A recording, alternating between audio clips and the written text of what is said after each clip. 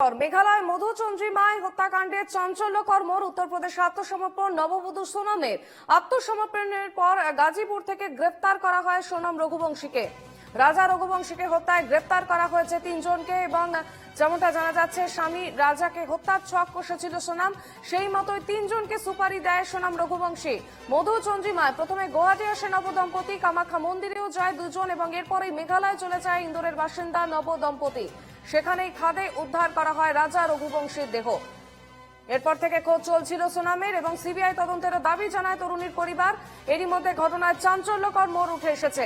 মেঘালয় পুলিশের জালে তার স্ত্রী সোনাম রঘুবংশী। 17 দিন পর খোঁজ পাওয়া গেল সোনাম রঘুবংশীর। উত্তরপ্রদেশের গাজীপুর থেকে সন্ধান মিলেছে সোনাম রঘুবংশীর এবং 2রা জুন চেরাপুঞ্জির খাদে পাওয়া গিয়েছিল রাজা রঘুবংশীর মৃতদেহ।